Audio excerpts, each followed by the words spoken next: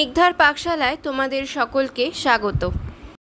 গত এক সপ্তাহ তোমাদের কাছে কোনো নতুন রকমের রেসিপি নিয়ে আসতে পারিনি কিছু পার্সোনাল কারণের জন্য, তাই আজকে আবারও চলে এসেছি তোমাদের কাছে একটা নতুন রেসিপি নিয়ে।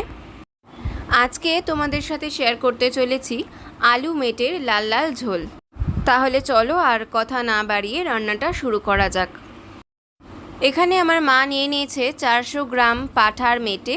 এটাকে ভালোভাবে ধুয়ে পরিষ্কার করে ছোট ছোট টুকরো করে নিয়েছে। কড়াইতে সর্ষের তেল গরম করে নিয়েছে। এবার এর মধ্যে দিয়ে দিয়েছে গরম মশলা ফোড়ন, এর মধ্যে দিয়েছে এলাচ, দারচিনি আর লবঙ্গ একটু ছেঁচে নিয়েছে। এবার এর মধ্যে দিয়ে দিয়েছে দুটো বড় সাইজের পেঁয়াজ কুচি। পেঁয়াজ কুচিটাকে মা ভালোভাবে এবার ভেজে নেবে।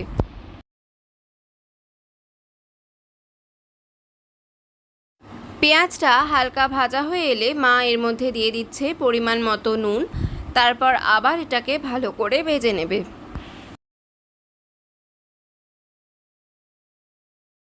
পেঁয়াজটা বেশ ভালোভাবে ভাজা হয়ে গিয়েছে। এবার মা এর মধ্যে দিয়ে দিচ্ছে আদা, রসুন আর কাঁচা লঙ্কা বাটা 2 চা চামচ। এবার এটাকে মা ভালোভাবে কষিয়ে নেবে। এটা হালকা কষানো হয়ে গিয়েছে। এবার এর মধ্যে মা দিয়ে দিচ্ছে 3টে মাঝারি সাইজের টমেটো, মাঝখান থেকে চিড়ে নিয়ে দিয়েছে। এবার মায়ের মধ্যে দিয়ে দিচ্ছে 4টে লঙ্কা। লঙ্কাটা দিয়ে মা ভালোভাবে কষিয়ে নিতে থাকবে যতক্ষণ না পর্যন্ত টমেটোটা নরম হয়ে আসছে। মায়ের মধ্যে দিয়ে দিচ্ছে সামান্য মশলার বাটি ধুয়ে জল। এবার এটাকে ভালোভাবে নেড়ে চেড়ে একটু মিশিয়ে নেবে, তারপর একটু ফুটে ওঠার অপেক্ষা করবে। ঝোলটা ফুটে উঠতে শুরু করলে মায়ের মধ্যে দিয়ে দেবে হাফ টিস্পুন মতো হলুদ গুঁড়ো আর 1 টিস্পুন মতো কাশ্মীরি লাল মির্চ পাউডার।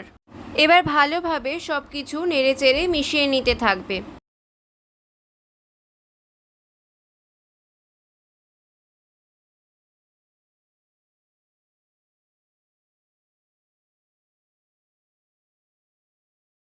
মশলাটা যখন ভালোভাবে কষানো হয়ে যাবে, মশলা থেকে যখন তেল বেরিয়ে আসবে, তখন মায়ের মধ্যে অ্যাড করে দেবে মাঝারি সাইজের টুকরো করে কেটে রাখা আলু।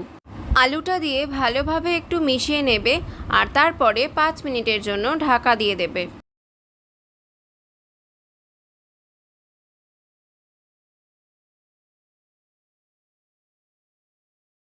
এবার চলে আসি মেটেতে। মা এখানে মেটেটাকে পেঁয়াজ, রসুন, আদা দিয়ে ভালোভাবে একটু সেদ্ধ করে নিয়েছে আর জল ঝরিয়ে নিয়েছে, কিন্তু জলটাও কিন্তু ফেলে দেয়নি।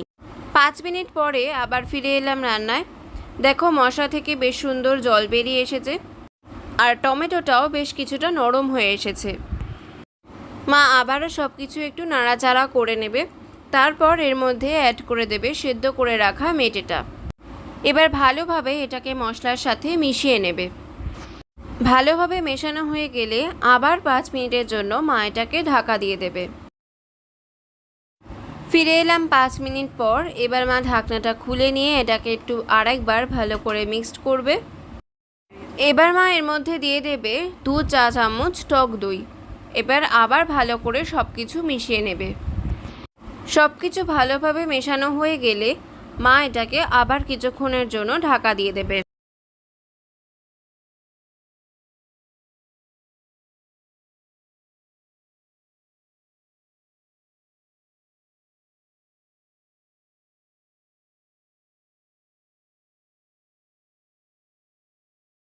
ফিরে এলাম 5 মিনিট পরে। আবার সব কিছু ভালোভাবে একটু মিশিয়ে নিতে হবে। এবার মা এর মধ্যে দিয়ে দেবে সেদ্ধ করে রাখা যে মেটের জলটা ছিল সেটা। তারপরে আবার একটু ভালোভাবে মা এটাকে মিশিয়ে নেবে, নিয়ে 5 মিনিটের জন্য ঢাকা দিয়ে দেবে। ফিরে এলাম 5 মিনিট পরে। দেখো ঝোলটা বেশ সুন্দর ফুটতে শুরু করেছে। মা এটাকে আবার একবার ওপর থেকে নিচে একটু মিশিয়ে নেবে, নিয়ে মা এর মধ্যে আর একটা মশলা অ্যাড করে দেবে, আর সেটা হলো কাসুরি মেথি। 1 চা চামচ কাসুরি মেথিকে মা একটু হাতের মধ্যে একটু ঘষে নিয়ে এর মধ্যে দিয়ে দেবে। তারপর মা এর মধ্যে দিয়ে দেবে হাফ টিস্পুন শাহি গরম মশলার গুঁড়ো দিয়ে এবার আবার সব কিছু ভালোভাবে মিশিয়ে নিলেই তৈরি হয়ে গেছে আমাদের মেটের ঝোল। মা ঝোলটাকে একটু ফুটিয়ে নিয়ে 5 মিনিটের জন্য ঢাকা দিয়ে দেবে, তারপর তোমাদেরকে সার্ভ করে দেখাবে। এটা যে খেতে কতটা ভালো হয়েছিল সেটা রান্না করে না খেলে তোমরা বুঝবে না। তাই তাড়াতাড়ি বানিয়ে রুটি, লুচি, পরোটা কিংবা গরম গরম ভাতের সাথে খেয়ে দেখো। আর আমাকে কমেন্টে জানাতে একদম ভুলো না। আজকে চ্যানেলে প্রথম হলে চ্যানেলটা অবশ্যই সাবস্ক্রাইব করে দিও। আজকের মতো এখানেই বিদায় নিচ্ছি।